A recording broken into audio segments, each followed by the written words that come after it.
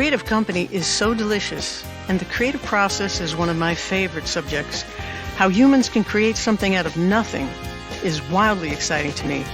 And one of the best ways I love to spend my time is writing and recording my songs. Mark Baxter has been the vocal coach for Aerosmith and Journey, the Goo Goo Dolls, and the Click 5. He's worked with so many vocalists over the years with so many different vocal techniques because he himself is a fantastic musician and songwriter who understands and keeps learning about how the voice works and how to keep it working your whole life. He has thousands of videos on his voicelesson.com YouTube channel. You have got to check him out. How exciting to get to hang with him today. Sir Mark Baxter. How are you? Excellent. How are you? I'm very well, thank you. It's so cool to see you, and thank you so much for coming on this thing. And what is this thing? What are we doing? This started out as creative chats because I wanted some adult company, and now it's turned into a podcast. I love it. That's excellent. And I remember attending one of your clinics at Berkeley and just getting such a kick out of everything that you taught and everything that you know. And I just thought, now this is a creative person I'd love to spend a little bit more time with. And with everybody's schedules being as they are, this is a cool way to do it. Oh, that's an awesome idea. And that was a long time ago, that clinic at Berkeley. Really? Was it? 18 years ago? Something like really? that? No, come on. I think so. Really? God almighty. Scary to think. Wow. So what coast are you on at the moment? I'm right outside of Boston. Oh, okay. Me too. We could have done this in person. No. Some people do ask me to do it in person, but I don't have the whole video thing set up kind of thing, you know? Well, you have a beautiful backdrop. Well, it's actually a backyard. It's literally there. The dog's on the ground. And yeah. So, you know, it takes a lot to be a fabulously creative person and to then turn that all into teaching materials, but that's what you've been doing. How did that even begin? I mean, I knew you were and still are a singer yourself. Yeah, it started with wanting to be a rock star like everybody else, you know, at a very young age, and feeling like music was a safe haven, I think is the best way to put it. And in not only music, but art, I love to draw, love to build things, love to just follow that muse wherever it led. So with very pragmatic parents, I was always warned against following that path too far, and you know, just worried about me. They kept trying to pull me back in, and I'm one of five. I have four siblings, and each one of us was given, you know, sort of like told to pick up an instrument. So my oldest sister took flute, next was piano, and my brother, older, took guitar up. And it was supposed to be to round out our education. It was, my parents thought it was just a really good balance to the normal studies, was to, you know, dip your toe in music. Wow. And I ruined it for my little sister because I chose drums. And I chose to become a musician, and they were like, no, this was just supposed to be to fill in, you know, the little spaces in between. And so it was my brother on guitar. So when you have a big brother that you're desperate to hang out with, then you take the other instrument that could make a band. And so with a neighbor that played bass guitar, we started a band at a very young age, and nobody was brave enough to sing. So I said, I'll do it. And oh, wow. I was just naivete more than anything. And so just to make things work, wanting to. Yeah. And so it is, that's the organic, you know, origin. And then from there, I was, you know, I was big on energy. I was big on utilizing my sort of raw talent is the cliche term. And I wondered how some people could become so skilled. Because obviously I'm watching my heroes and feeling the gap between what I was doing and what they were doing. And so the questions I had were always like, how does somebody get to be that good? And and I knew how they were moving me, and I wondered how somebody could attain that ability to move somebody and make them feel what I was feeling when I would listen to my favorite songs. So I was just very enamored with the arts in general, as to being able to give somebody an inner peace that you'd never meet and never, have anything in common with, but yet your work has that kind of impression. Writers do the same thing, novels, just any piece of the arts to me is just the most noble pursuit, because it has such an incredible ripple effect. Wow. Yeah, and we don't know who we're reaching and how many people it's helped, but it is amazing that there's some kind of energy transferred, and yet yours became very tangible because then, like me, you began to teach all this. Yeah, I asked a lot of questions, and because I wasn't getting better. and so I was kind of leveled off in a plateau, and I was feeling, especially with drums, and back in the 70s, I was as good as the normal drummers in the 70s, but then in the 80s, drummers got really good. Like really good. And it's because of the drum machine, because of the Lin, the programming. So drummers either, became as solid as a drum machine could be, plus feel. So it was like it really hijacked their skill set. And some of them dove in and rose to the challenge. And I said, I still like 70s drummers. They're a little loose. They're a little free spirited, and their time isn't so good. and so I've gotten better over the years, but it was just I became fascinated with the questions more so than the actual skill building. And so took a year, I, joined a band. We were, right out of high school, and I had played all through high school, but I joined a professional band. I just got off the road with Kiss right after high school. Thought that was my destiny. I'm going to be, superstar here. And that band quickly fell apart during that gap year, if you will, for me. And it was a really good education in the real music business. and so with, the band was being supported by a management company, and the manager went to jail for extortion, and the label dropped us, and the sheriff came knocking on our door, our house, and we were evicted. And so it was just a quick education in the realities of living as an artist. So then I called my father back up and said, I think I'll take you up on that offer to go to college, because my dream here just blew apart. So I needed a little coasting place. And when I went to school, I thought it was useless to get a degree for teaching, because one thing I was sure of is that I was never going to become a teacher. Yeah, it's out of the question. Exactly. I'm sure so many of us the same. And so after 2 years, I was musically illiterate. I could not read a note. I had no idea. I faked my entrance exam, and it was because I had it memorized, and I pretended as I was reading it.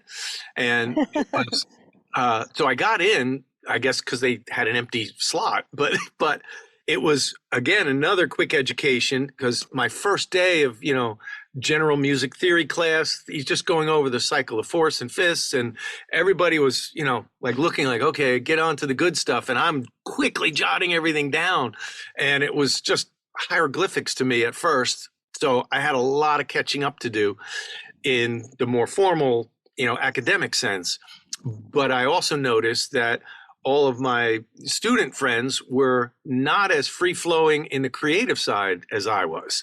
So they were really good at reading, really good at, at harmony and all the all of the duties of being a trained musician, and I was coming up with melodies on the spot and able to ad lib, and that's where they were suffering in the classes. So I saw my place. At first, I was feeling like like I was really in the wrong spot.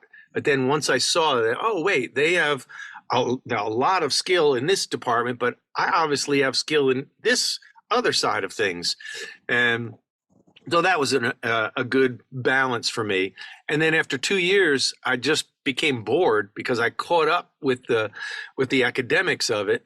And the band I was in was, we're playing around a lot. So I'm not really in the social scene at school. I was always leaving campus and going and playing places. Right. So it was my percussion instructor at the time. He said, I hear you are walking around the halls and you're not practicing your rudiments or any of that kind of stuff.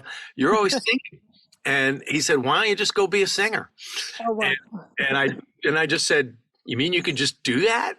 He said, just get in a van, take your boys and go hit the road. Because he had, and that was the best advice I ever got at college, was to quit and hit the road. What college was this? It was at the time Trenton State University, Trenton State College. Now it's University of New Jersey, I think it's called. Oh, okay. So it was just a quick, 2-year pit stop into school, which a lot of people at Berkeley do the same thing. Yeah. I sort of got my bearings and saw where I really wanted to go, and then used that as a launch pad. And so then spent many years making a living as a singer, sometimes playing drums, usually not. And, some very popular bands in the New Jersey, New York circuit, if you will. As back then, there was a real lively club circuit. It was just incredible. Yeah. How many clubs there were. And this is before MTV, before comedy clubs were big, before the internet, obviously. So the only entertainment for kids was to go out to a club and see a band. And so we were playing a mix of our own material and covers. And I would have a line to get into 1,000, person venue on a Thursday night. And it was easy. It was so great. And so the only problem was it was so much fun that I lost 10 years of my life in a blink of an eye, because when you're a local hero, you get all the trappings that are intoxicating, with people, complimenting you and lots of, crowds applauding. And it's a fun life for a 20-year-old. So like I said, 10 years went by so quickly because it was just a whole lot of fun. Then the drinking age changed there, and the clubs started to split their focus on comedy and dance music. EDM was coming in. It's like MTV was there, gaming, sports bars. It just split up. And so the rock bars that I was playing at started dropping one by one. Just for a clear example, there was 150 clubs in 100-mile radius of where I was. Wow. And so it was so if you couldn't get a gig, you were really bad, because there was a lot of clubs, and a lot of the bands made a lot of money, and it was just a really rich period. Great to be a green musician then. Wow. And that's kind of like what drew me up to Boston. So this is in New Jersey, New York area. And when I came up to Boston, I found the same thing. This was in 87. I came here, and there was a lively club scene. There was a lot of bands, and it was more focused on original, of course. The suburbs have all the cover bands, but in Boston proper, there was, the Rat and Narcissus and Bunratty's and the Channel and all these clubs that were very popular, great places to play, but a really receptive audience to new material. Whereas usually in the suburbs, they like to hear the stuff they're familiar with. Wow. So it was So going back and forth between covers and playing your own material, you get also schooled in how to connect with people and what resonates. And it is the cover songs kind of leave a blueprint for you as to what works in terms of radio play, because these are already successful songs, but it's also the priming factor of if somebody is familiar with a song and you match it, they will finish it in their head. So as they're listening and you get close to the original, they're already dove in and will compliment you as a musician because you played it like Stevie Wonder or you sound just like Van Halen. And so I always felt that was kind of a shallow compliment because I'm being complimented for reminding somebody of someone else. I always thought it was a good compliment, though, because it meant that your ears were getting tuned enough to pick up on the details that made that song or that version of that arrangement really cool. And now you're able to play it as well. And so it seems like I see where you're coming from, but the listener's detail list is very different than the detail list of a musician. And so when you speak to somebody and say, well, why do you like this song? They're at a loss to explain it. It's a feeling they had. It's the gist of the song. And with singing, it was always, if you could capture the timbre of a famous artist, like I said, the listener will finish it. They will glue in details that are not there, like pitch accuracy. They'll fix the pitch in their own mind if it comes close and you represent the artist well in terms of timbre. You can forget lyrics, you can invert verses, and they will be unaware of that because it's too much to process in one listening. Recordings are different, as obviously if you do a cover of something these days with videos, if you do a cover of something, people can listen to it over and over again and really get into the nitty gritty multiple viewings.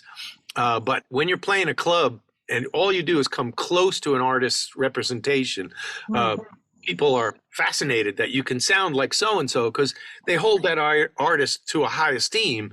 And here you are coming really close. It's like, and this guy is in my pub. So that's fascinating to them that somebody so good would be so close. So it's a different criteria than musicians have of honoring every little detail and piece of a piece of work.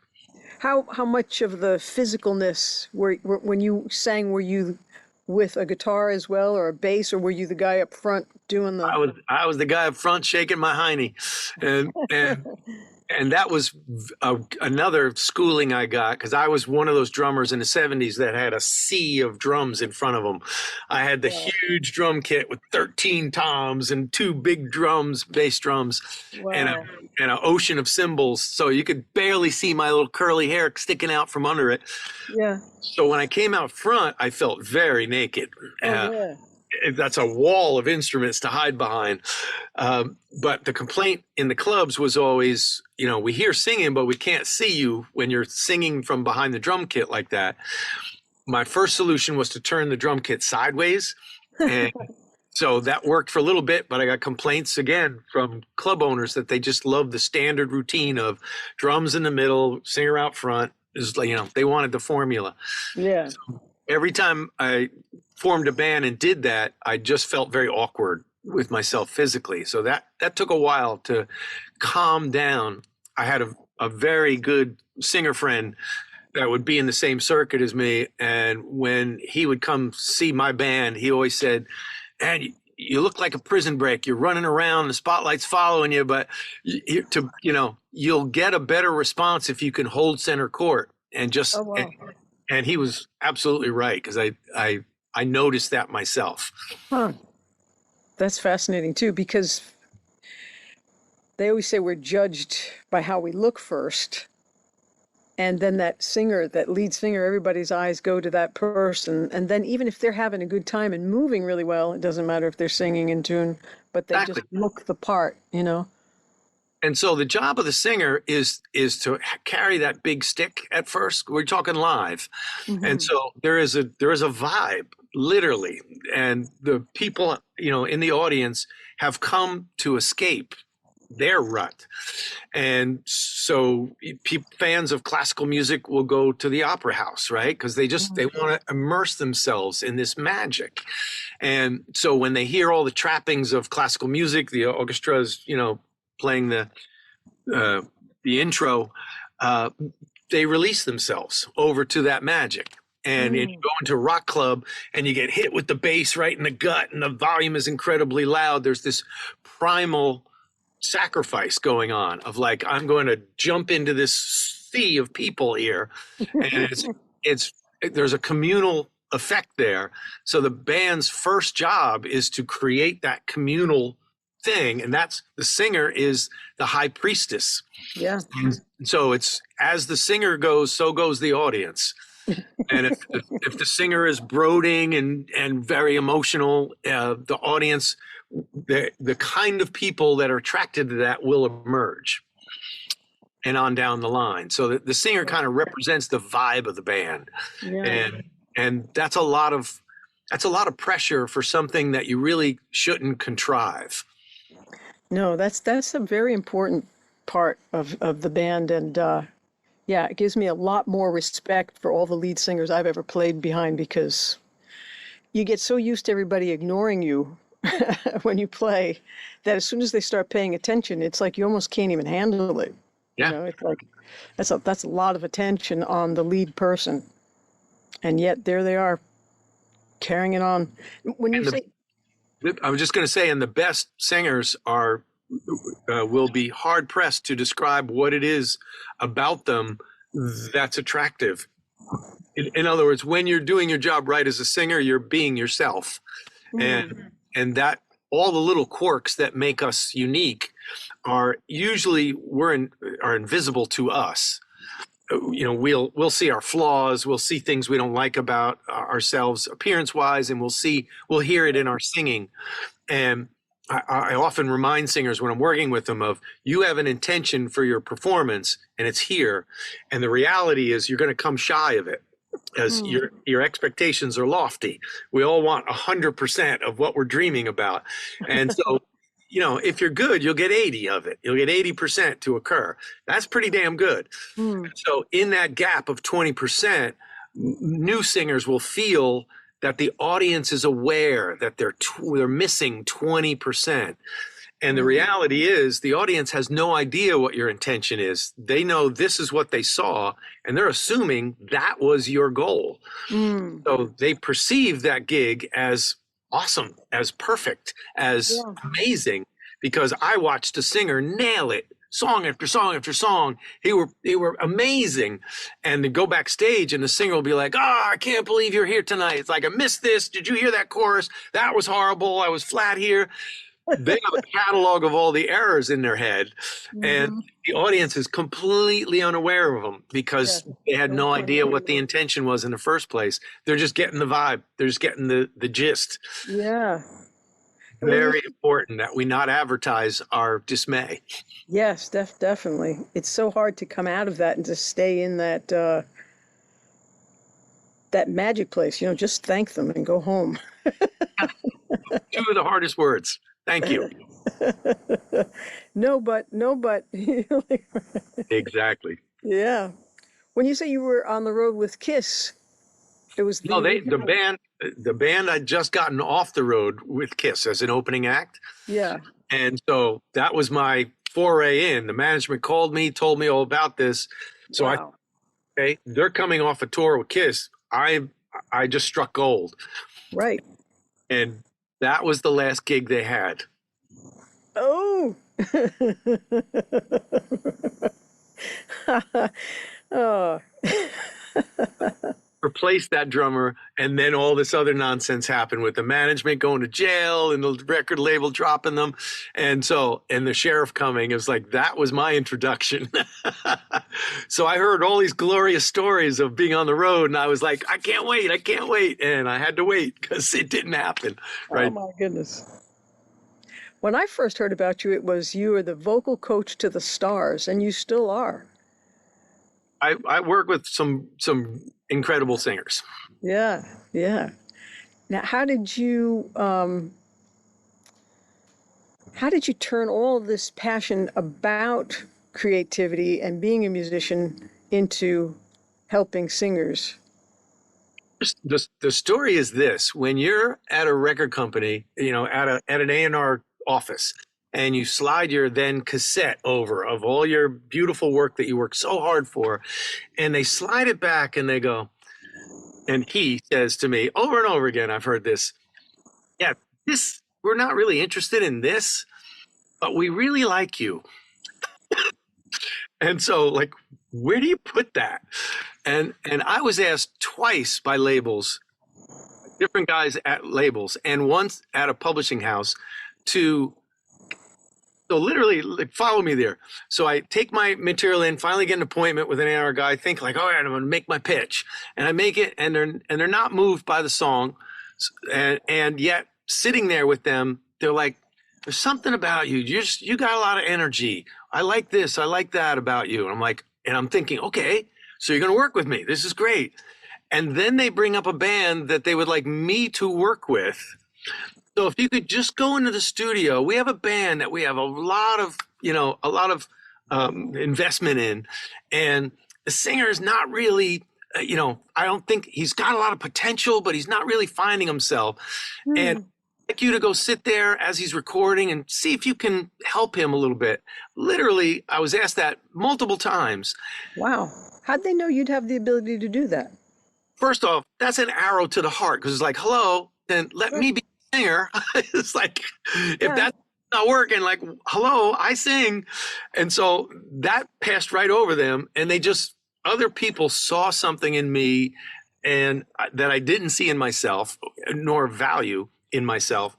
So I did, just to try to make nice. I went to the studio, would work, just sit there literally next to the engineer at the soundboard, and then hit the talkback mic and go, yeah, my friend, I think, you're just trying too hard. And all the stuff that I had been told, right, when struggling, and I did it back, right?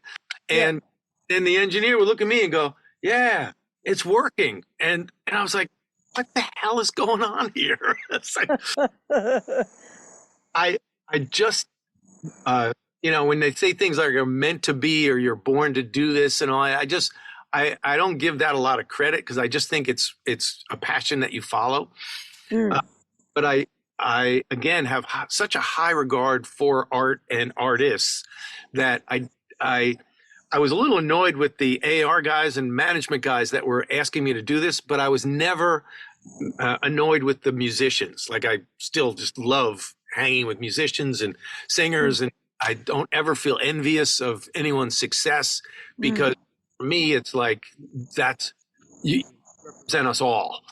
And the more somebody can do something and create this huge public, persona, it's like, I think helps the whole pool that's out down here. That's very cool. So I guess I didn't weird anybody out that I was working with. And it was through that kind of leapfrog. I was taking voice lessons in New York City at the time. And that's where this was happening, sort of in New Jersey, in New York. And so at the time, the woman I was taking voice lessons from was Katie Agresta in New York City. She was wanting to expand. And so she was another person that said, I think you'd be a good teacher. And I took her place when she would go on vacation or have a thing. So I ended up working with some high profile people just as a substitute with her. Right. And that made me feel like, it was just, all things were pointing towards, you should do this. And I was writing it all the way. I was like, no, I got my band, I'm writing my songs. It's rock star or die. It's like, I'm still going to do this. And so there was a huge overlap. There was a real big, a long period of my life when I was doing both, kind of thing. Wow. And the book came from that want to, the book is The Rock and Roll Singer Survival Manual, which is now 30 something years old. older than that, actually. So my point is, I wrote this book because I was getting asked so many questions about the voice, and I was getting my information a lot from classical circles because in that era, that's all that was available. And As far as actual training of the voice. yeah, and even Kate, but very empathetic singer. So she had kind of a niche in New York because she was working with rock singers, but she herself was classically trained, and so it was just always that culture coming, filtering down, the classical culture filtering down, and contemporary music that I sing and everybody I work with is such a different medium that it was annoying me that we didn't have the respect, number one, of either academia or of the doctors and people, and I like to ask a lot of questions. I'm a very curious person. So when I would ask a doctor about what makes the vocal folds inflamed, how do you lose your voice? Usually their answer back then was always like, well, that's just, knucklehead rock singers. You need classical training in order to not lose your voice. And I was like, that seems so biased to me. And it's biased. And so the point is that I kept pulling those threads saying like, that doesn't make sense. That doesn't make sense that this one narrow music have the patent on, balanced behavior. And it turns out to be the truth, but it's just. So I wrote this book because of the investigating I was doing about friction and the anatomy and kind of taking the musical bias away and just writing it straight.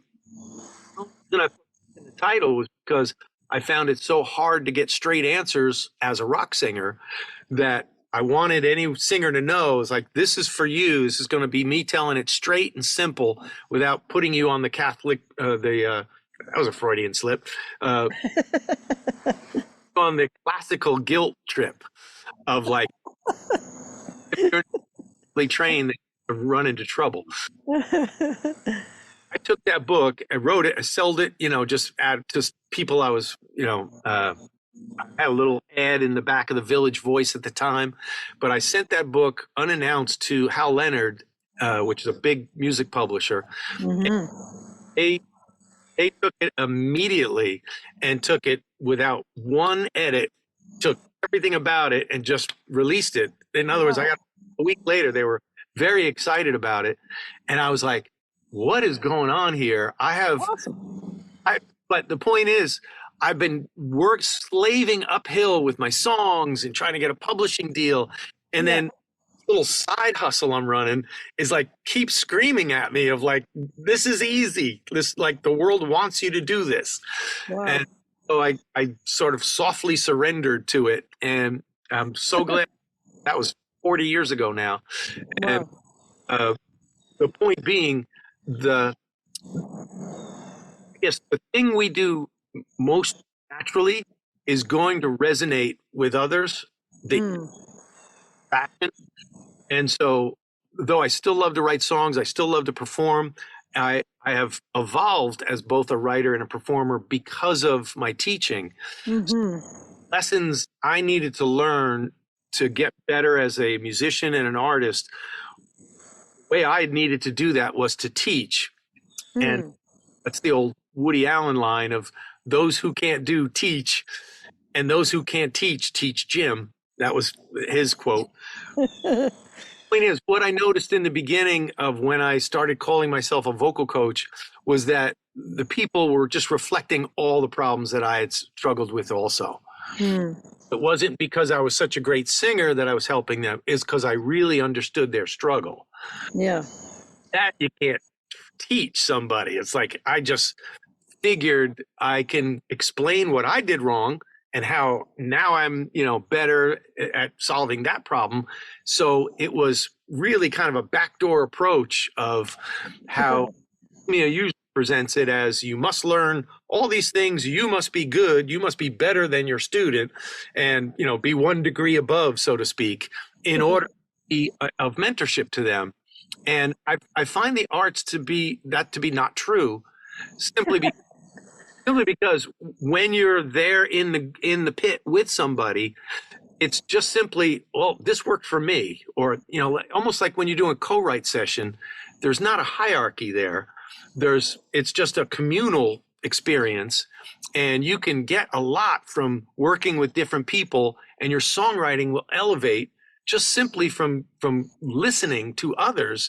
And and they also will elevate in that same session. So everybody leaves that session a better songwriter, and the song you're working on might not be that good, but it's that those things we think that are just us are little gems for other people because they've not had our experience, they've not had our life. Right.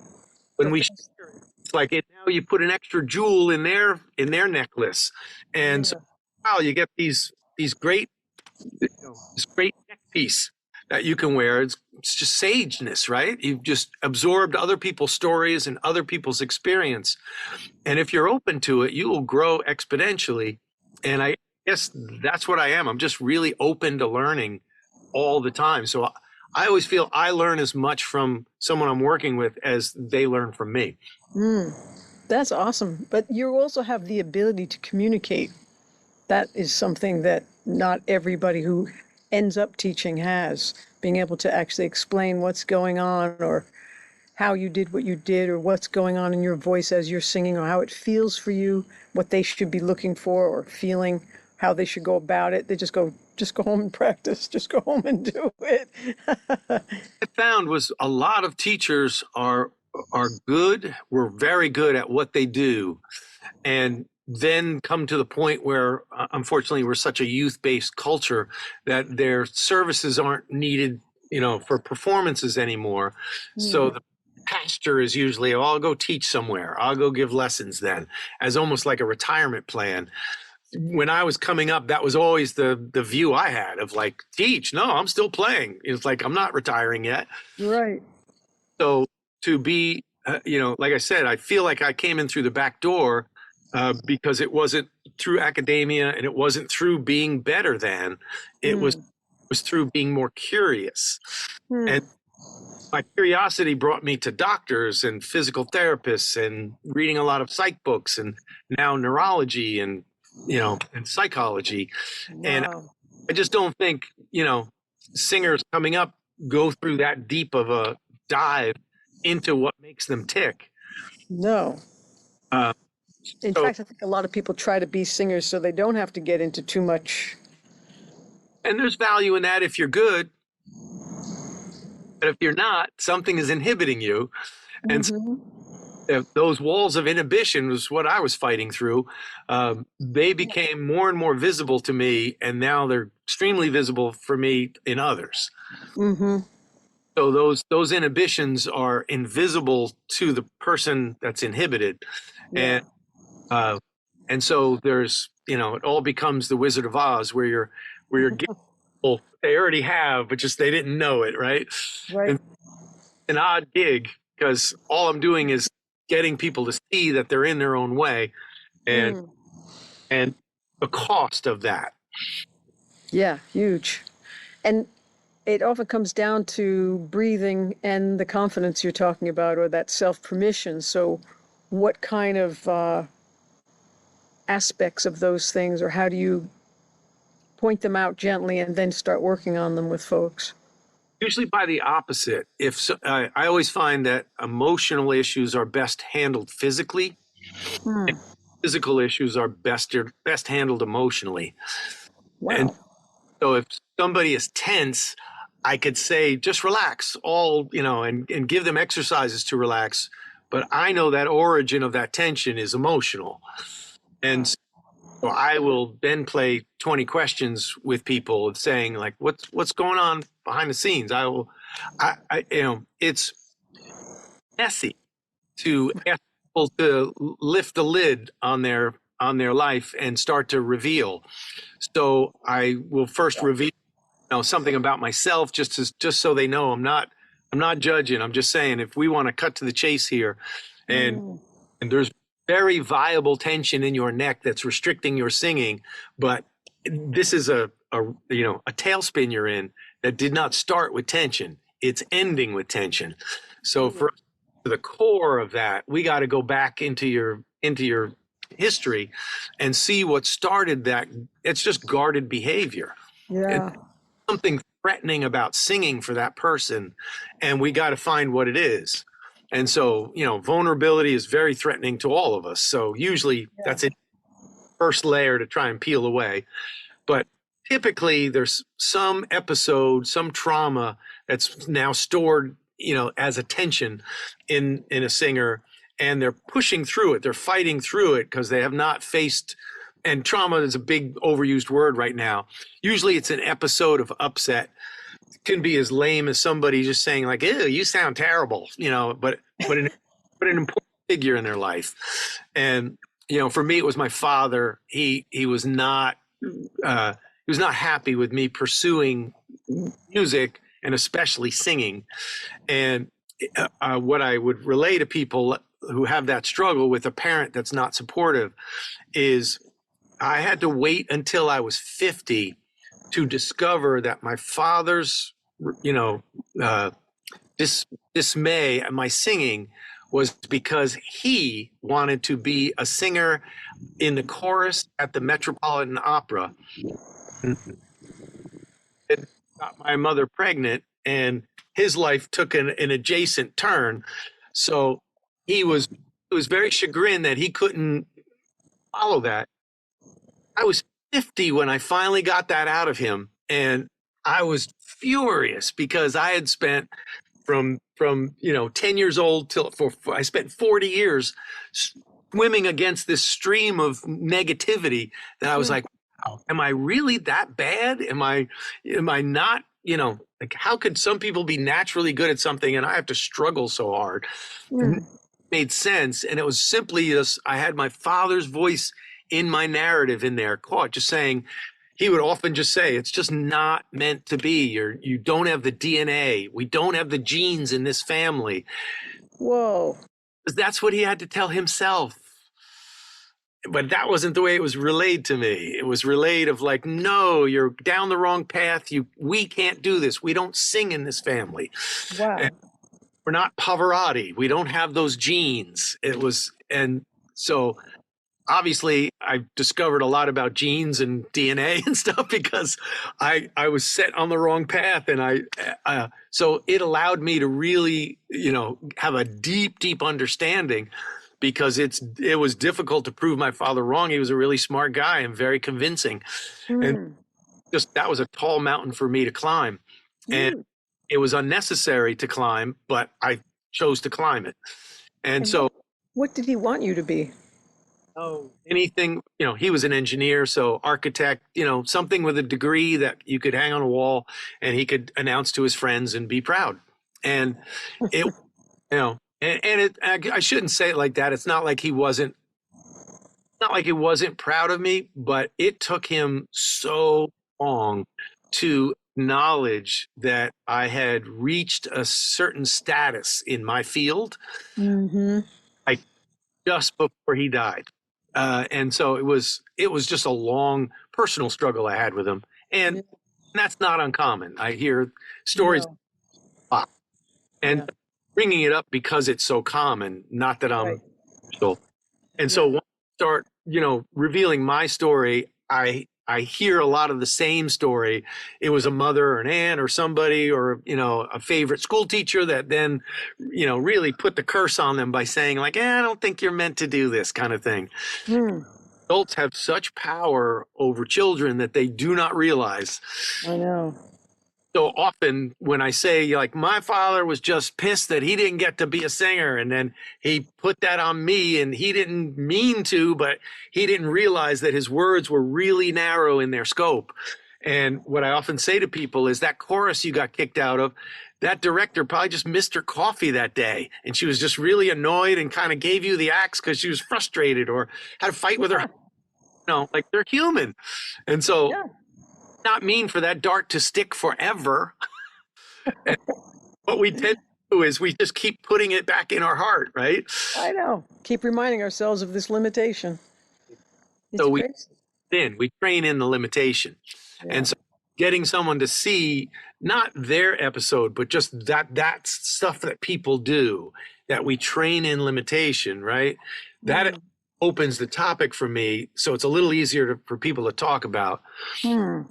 I often have very deep discussions, if allowed, with people I'm working with, and I find those to be more productive for their skill set than the drilling of exercises. Absolutely. Because then when we get to singing, it is so clear that they've taken a little of the rubble out of the way and have a better path to let the sound through. Yeah, because if they're all tense and choking it off and it's all emotional, you can train that instrument as much as you want, but it's still choked and cut off and unemotional. Wow. So on the opposite side, what I said before was, if somebody has an emotional issue, some people will come to me and they're clearly just freaking out, very anxious, and admittedly, they'll tell me, I take this for my anxiety. I take this for depression. So with that kind of situation, I'm always like, okay, we're not touching that. You just your mouth. You just need, as a baby breathes, you just need to be able to move your head, because when you're on lockdown, and so I'll go through simple physical actions with them as they sing, and there's constant feedback loop going on. So the brain is always assessing us. So the body is communicating to the brain, and if breathing is calm, the body is saying to the brain, we're good. And if the breathing is calm, the body is saying to the brain, we're freaking out right now. And so the brain will run with that and then say, okay, let's get out of here. Let's stop this guy from singing. Let's, what have you. Shut down. Make the mouth dry. Stop this high note from coming out. So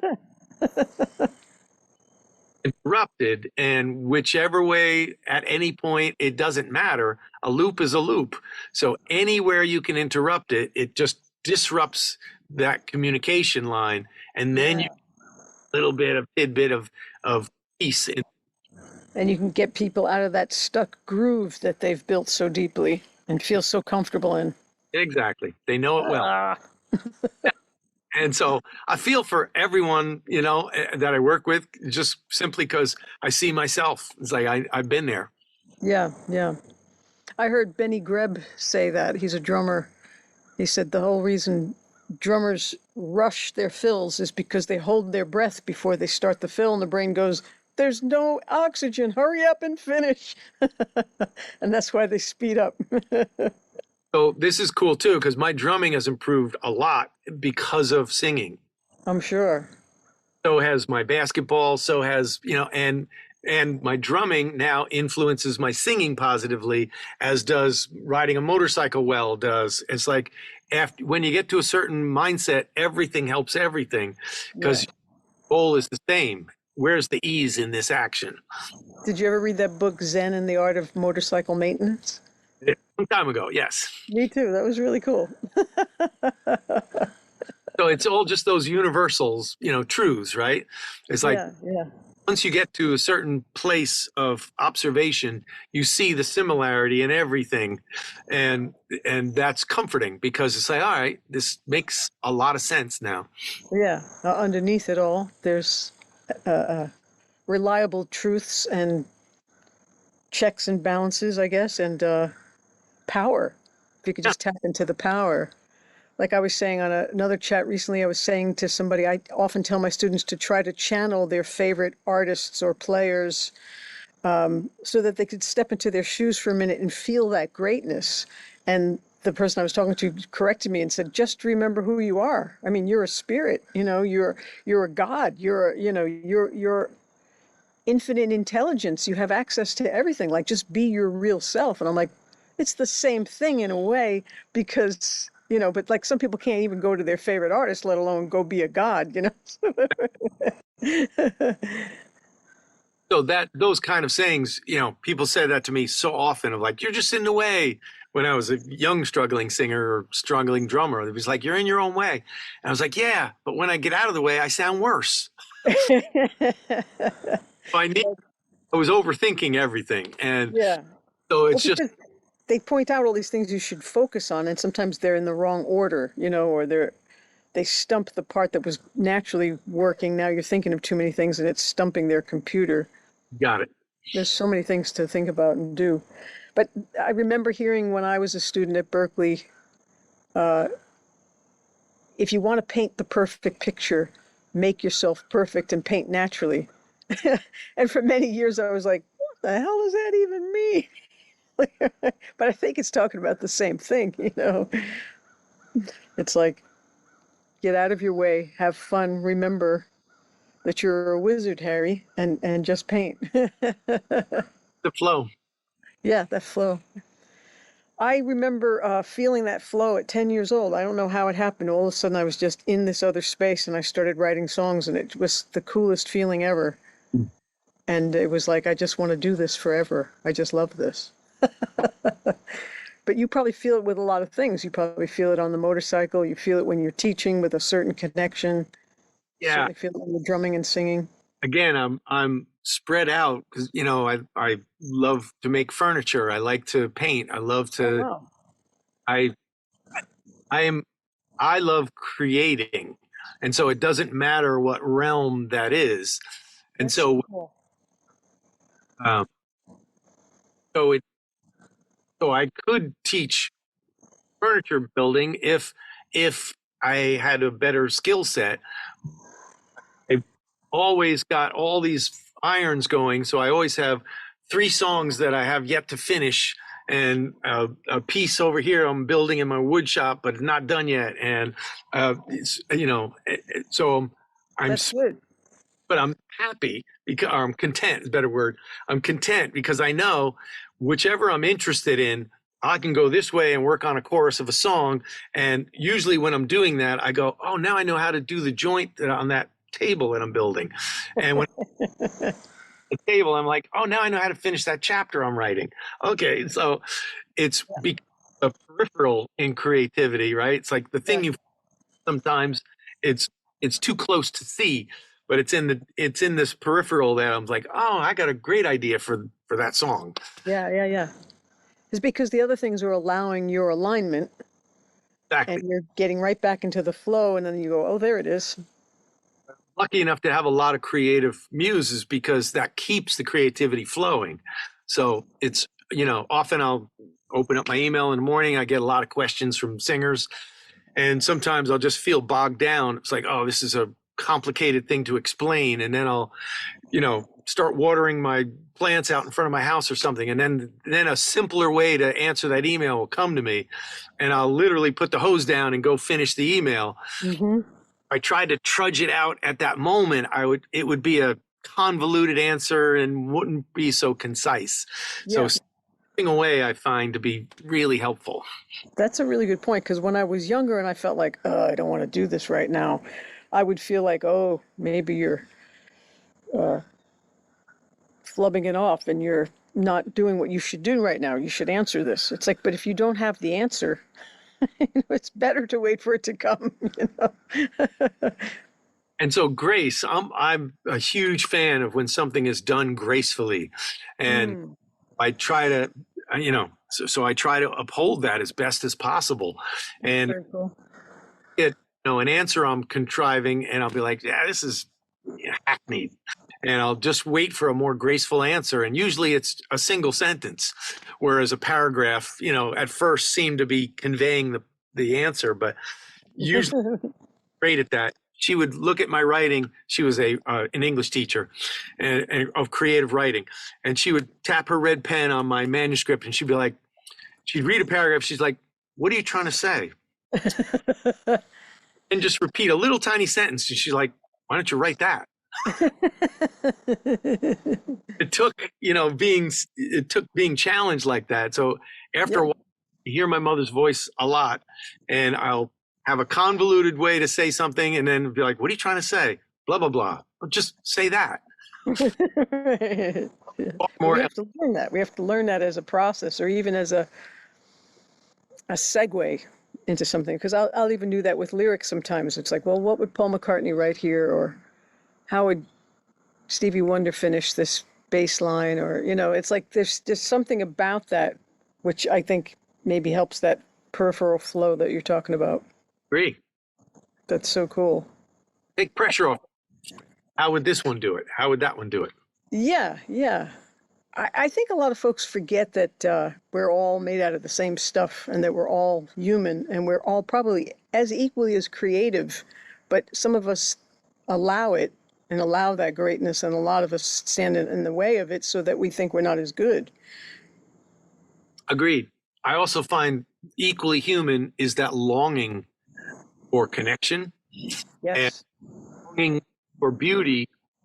Sounds surface because we now have such a surface definition of beauty, but in the realm of ancient time, beauty must have been so magnificent to them. Uh, Mm. Nature a or somebody who's constructed well for that culture must have been godlike because it would be so rare, because it would be so hard. Life was so hard, and Huh. now so spoiled with so much beauty and so much that it becomes diluted in the noise of fat, dumb, and happy. We are so spoiled as a species that it's hard to appreciate the hilarity of something beautiful. Well, it's like you were saying before with the children who may not have been encouraged before. A lot of us ended up with a lot of jet fuel to say, I'll prove you wrong, and go out and do it anyway, or a stick-to-itiveness that was unshakable because of all that negativity. Whereas there have been generations now where children have been taught, you're so great and you're so wonderful right from the beginning, and anything you want to do is possible, that they're afraid to try anything because they don't want to fall from that title of being great. Exactly. I see that every day too. I'm sure you do. And it's a disservice. Yeah, and who knew? I don't really know where that comfort place is, because it seems like no matter how somebody was brought up and they try to do the opposite for their kids, they get a different kid that didn't need that info. They needed a different info. Or Yeah. it's like, teacher evaluations. Or in other words, parents are always wrong. Right. But what's interesting too is that they haven't given up on that youth culture thing, because that youth culture wasn't here in the early 60s. It was the Beatles that brought that youth culture, where they started paying attention to these young ones. And now they keep thinking that the formula is still to find the four young guys. And it's like, no, that happened once. It's not a Right. formula. Exactly. And so culture is invisible to us, but it is our program. It's our out. And so we are all abiding by, whatever culture we're immersed in. And it's important for artists to try and pull up from there, because that's how we move the culture along. Is the artists of the century have always been the Sherpas, if you will, guiding us to the next place. Right. I love how you brought up connection, though, too, because I mean, that's why I started just wanting to talk to some friends that were in other countries and around this country. I was like, I just need more company. But what other ways do you feel connected? The connection for me is, like I said, I feel connected to music or anything because I know that it's a bottle that I'm sending out into the ocean with a message that somebody will find it. We'll be connected. I won't be there, but I'm connected to the song I write because I know someday maybe someone will hear this. Or, with the stuff I write and now with the videos I post about singing, I feel connected to people I've never met. And it's a great feeling because I know I don't ever feel alone, because I know I'm connected to a wide array of artists, and I often feel lonely, but that's a chemical imbalance in me that I used to identify as a problem, and now I see it just as like somebody who has asthma. It's with they would rather not, but So, we all have a chemistry in our brains that Hmm. can elicit certain feelings. And if we Yeah, allow feelings to run us, um, it can be trouble. definitely, definitely. Have you heard of Dana Wilde? Yes. How have I heard? She does a brain training podcast and for entrepreneurs. Sounds familiar. Really good. You'd probably really like her stuff and the teachings of Abraham Hicks. But yeah, I think there really is. We're certainly chemistry sets, and so there really is an imbalance, and it's easy to get that out of balance. Mm. But there's also those grooves, like that movie, What the Bleep Do We Know, right? Where there's so many grooves of feeling lonely that I have, or melancholy, or, if you look at all the bad things going on in anybody's life or in the world, you could just stay in overwhelm. Yeah, easily. Yeah. And So it's not a healthy place to be. I've learned to view the alarm that's constantly going off in my head. Learned to view it as my neighbor's car alarm. That's so good. I don't need to respond to it because it's Yeah. not, I hear it in the background, but I don't have to, it's not my responsibility. Yeah. I And obey that if it's time. gonna knock you off your game and keep you from being your best self for all the people that are depending on you, you're not helping anybody by Yeah. getting all upset by it. Yeah. Yeah. So it's, when you live in a city, you hear a lot of alarms and you train your brain not to respond to them. Right. Live out in the country somewhere quiet and you hear an alarm, you're like, whoa, what's going on? Exactly. I also like that you have so many creative outlets. I guess somebody might add up some of mine and think that they're all different outlets as well. And maybe they are diversions, like writing a song, playing a few different instruments, recording the parts, loving to arrange or sing all the all the vocals and the backgrounds, producing, mixing, mastering, that kind of thing. Because But don't you feel some days I just feel like mixing today. I'm not going yes, to and I go, what have I got? Anything ready? and to mix on those days you feel like mixing, that's a good mix. Yeah, yeah, yeah. This Yeah. will be detail, right? And on the day you feel like writing, that's not a good day to mix. It also takes a little doing and getting to know yourself as to which one is calling today. Sometimes I even just ask myself, okay, what would feel the most fulfilling to do right now? What's calling me, or what feels the most fun? And If just wait for that little answer. you and I, that's an extremely luxurious place to be, right? That you have Yeah, the which one calls, right? But then you have classes to teach, I have lessons to give, right? yeah, So at yeah. some point, 12 o'clock comes and I got a student coming in. So the idea for me is always I I'm always open to the people coming in, Mm, and I've learned if I do that, then my day takes these wonderful journeys because I'll have mm, bunch of students in a single day, and not one of them will have a repetitive. There won't be a repetitive lesson in there. So there'll be a beginner or somebody very advanced. There'll be somebody how to mm. house, and that's the whole lesson becomes about that. And somebody else will have a song that's really kicking their ass, and so it's just my day.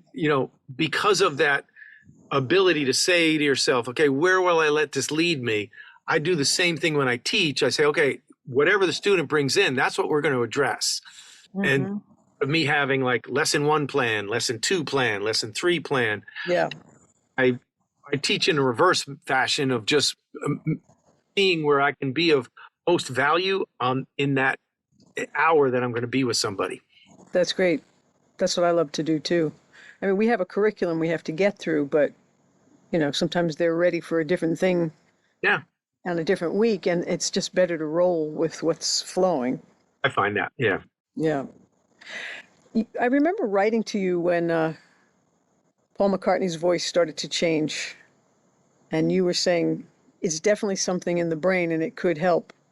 Like I was saying, could you help him? You said, sure, but he'd have to want to. Um, Somebody as successful as he at such an early age, you gotta respect the program that was the golden vocal program he was running. That man could sing. And Yeah. so his now you're his brain, and the body parts aren't responding as they did when he was 30, let's say. Yeah. There is very little inspiration for the brain to adjust to the instrument he has today. It's running that program that got him to be a legend. And I find that to be true with a lot of older trained singers. And I'll hear the lament over and over again, but I never had to work on this before. My voice would always respond like this or always respond like that. And I always answer with, yeah, I never had to wear readers before either. Our bodies are changing. And if the brain is calibrating along with that instrument, so you will be able to sing at a ripe old age. But if you're not calibrating, it will seem, and there'll be evidence that, oh yeah, aging and singing don't go together. The epithelial layer, the layer on the outside of the fold, loses its collagen, loses its elasticity. Hydration is an issue. The muscle fibers aren't as elastic. There are many things that you can sort of like tilt the scales to say like, yeah, you're just getting old. That's all there is to it. But this thing that we're always calibrating for is the voice is so tied to identity that the brain has a very hard time adjusting the pitch, the medial speech range, the amount of movement. We've got an actuator, that's the air that stimulates.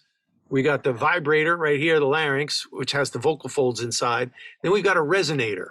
And these properties are, every acoustic instrument has the same three properties. And then we have an articulator up here, that like a wah-wah pedal, right? Yeah. It's 8 sounds coming through us, and we've become so identified with our voice that I had to learn to speak when I really started teaching, big time. So I'm always 12 hours. So from 8 in the morning till 8 at night, just talking, and singing. So I use my voice nonstop, and I had to make an adjustment in the way I speak early on because I used to lose my voice teaching. Wow. And not really cool for a voice coach to lose their voice. Good point. For what's that called? Proof of viability or whatever that, what they say in Shark Tank all the time. Proof of concept. So back when I had the overlap, I was gigging and teaching, I would start to lose my voice during the day because I was talking so much, and then get it back as I'm warming up for my gig, because the vocal exercises were my ritual. I knew what I should sound like when I'm doing them. So that would always sort of save my voice, was the 3 hours of singing I did at night would bring my voice back. And then I would teach for, about 6 hours at those days, in the day, and start to lose it and then get it back. So that cycle, I needed to break that cycle. And it was simply how I was allowing myself to speak. I also think there was a factor in there of I was trying to prove to myself that I could teach. So that load was on my voice. And once I lifted that emotional burden and changed the physical nature of my speech, I have never had a problem. I'm 67 years old, and I'm not had any issues speaking all day and then singing all night. Wow. So it's really just a matter of, if you allow your brain the freedom to calibrate to the instrument you have today, because this includes menstruating for females, includes allergies, which I have right now. It includes colds, COVID, all these things. As a singer, you're going to get hit with it all. And so the instrument's going to change. So singing is a lot like obtaining a different used guitar every day. Wow, that's a great analogy. To play that day. So if I get a different guitar, the action might be terrible on this one. The soundboard might be cracked, so it gets a weird or it might be a beautiful instrument. And so singers have to explore the instrument they're waking up with, because relative humidity, diet, sleep, there's just such a huge list of influences. Yeah. And mostly I can take my voice to where I want it to be. So it's pretty consistent day in, day out. But on the odd day that it's not where I'd like it to be, I make sure I use comfort first as my guide. So I'm asking my brain, like, find where my voice is comfortable, and we'll start from there. So I'll ask more and more of the control of my voice or the range of it, but you have to start with what's comfortable first.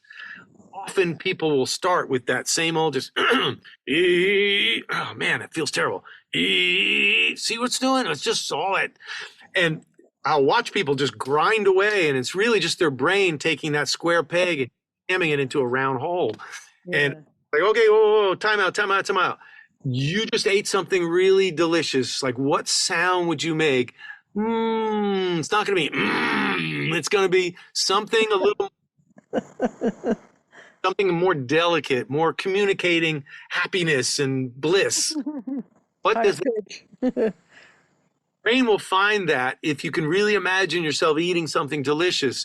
And, you know, if that doesn't, I have other triggers. But the point is, the procedure needs to change from comfort down instead of familiar up. That's so great. So great. Because, you know, there's a point in the day, if I'm just working and mixing and not talking all day, there's a very sleepy voice. It's like waking up in the morning, and it even hurts to talk. You don't even want to talk. And I realize if I just play or talk and come different pitches, these are very easy, but I don't talk up here. But that would be a better place to start the vocal exercises. It's the same in my legs when I sit all damn day, right? When I make a grown man noise because I'm not stretching my legs as I should.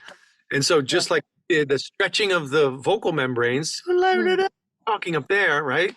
That's no different than doing our yoga in the morning. So the idea of stretch, the comfort of ease, right? That's just a different doorway in than Fantastic. and using That's so bad, yeah. so common. I remember hearing James Taylor say that the voice is just a muscle and you just have to use it. You have to keep exercising it. And then certainly all the videos I watch of yours just keep reinforcing it's use it. Use it and take care of it. And I love hearing the comfort moment there. That's perfect. Because every time I hear someone say that the voice is a muscle, it clicks off in my brain. The voice is a community of muscles. And so it's relationships. And any relationship, you can have an off moment. And so the are reflecting that, their actions are reflecting that. Just the singularity of that image of like your voice is like your bicep. You just got to, exercise it. Voice is like your arm, including your fingers. There's all these ligaments and all these muscles, same pharynx. And so you can make beautiful things happen with your hand, or you can put it in a sling and just, like put it in dry dock for a day. Relationships occur inside our body in the same way they occur outside our body and in our lives, in other words. And so the relationship of air pressure to fold resistance, the relationship of the coupling of this acoustic cavity above to the vibration. So in other words, if the pitch and the pipe don't match, that relationship becomes very antagonistic. Whereas if the pipe was tuned like a church organ, right? All the pipes are tuned to each pitch. Your throat to the note you're speaking or singing, you've got this grace all of a sudden. You got this relationship that is creating flow. When the air is proportionate, that's great. So it's more that the voice is a series of relationships, and we're looking for flow. So if any time I don't feel flow, I'm asking, okay, where along the river is there a tree falling that's kind of blocking the flow? Yeah. Relationships all the way down to my feet may be interfering with this flow I'm trying to achieve between inspiration and phonation. Wow.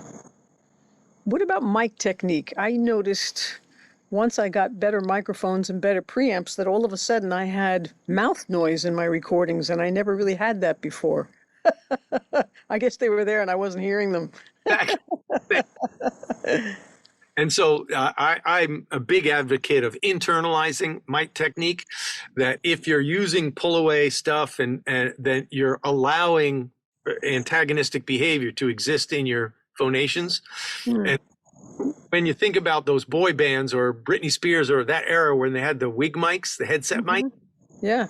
singers couldn't pull away on the high notes. They couldn't, do anything. So they had massive amounts of compression on this, right? And so learning, my analogy is always instruments are always mic'd and the mic never moves, especially drum kit, right? So those mics along the toms and the snare, when the part calls for me digging into the snare drum and really whapping it, the engineer doesn't come out and pull a mic away. It stays close mic'd. And when I'm doing ghost notes, mic's exactly where it is, because are a big part of playing the drums. Right. So same with singing. So, back when I performed a lot towards the end there, I would sound check and the mic would be very close to my mouth. And I'll say, turn this off. I'll give you my hottest signal. Wow. You the mic to this so that I don't need to work the system so much. Often I find people using mic technique as a adjunct to singing technique. Yeah. I'm specifically talking about the studio, though. Like, I even heard that Roy Orbison sang very, very quietly. Like, you'd almost have to be right up next to him to hear him singing, whether he was live or in the studio. Absolutely. Same thing with Shania Twain, many singers. Yeah. Very soft. Suzanne Vega, I would think half the time she was speaking, how could they get her out over the band? The Billie Eilish, that breakthrough album. Yeah. Spring off, just barely coming out of her mouth. Wow. So, the point is, those are appropriate sentiments and sounds for that music, right? And then you guys like Bruce Springsteen, there's hollering into the microphone. Don't need to be loud in a recording situation, right? But the point is, that's how the song goes. That is warranted. Yeah, energy. And the signal should be loud. I'm all for it. Lean in. And when the signal should be soft, that's what people are responding to is the physicality of singing, and as primal as drums.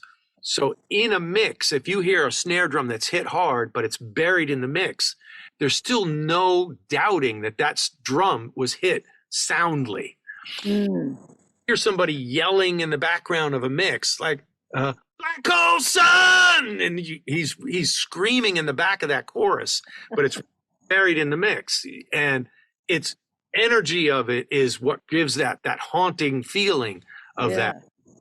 And yet, verse of that, he's just really conversational in those verses, and his voice, incredible, lovely timbre, because you sense the horsepower that's available to him, but he's not utilizing it. People have said that compliment to me many times, like, wow, it's amazing how much restraint you have to hold back and not overblow anything or overplay or oversing. And I'm like, I don't have tons of power. When I was like 5 years old and younger, I had the highest, squeakiest, loudest voice, and I was probably told to shut up constantly. And then I remember being like 10 years old and playing guitar a whole year, writing my own songs, and my dad being so proud, putting me on a table with my guitar and a chair to play for like family reunions, and like 150 people clamoring around me going, "Can you sing any louder? We can't hear you, Lauren." And you'd be like, ah.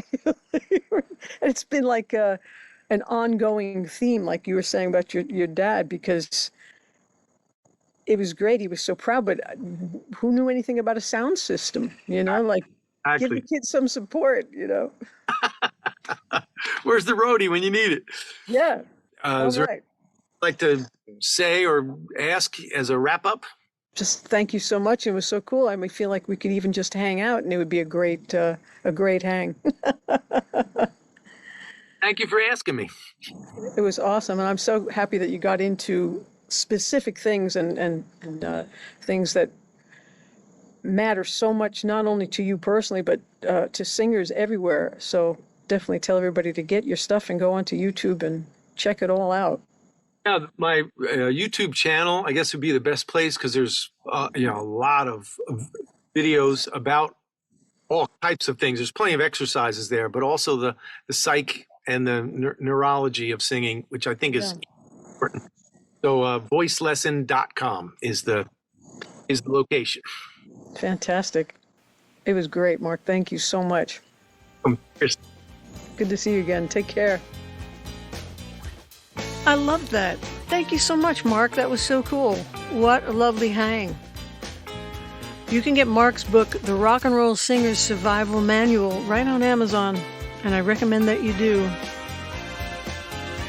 Check out his videos on his YouTube channel, voicelesson.com, and check out his website, voicelesson.com, where you can sign up and take some lessons.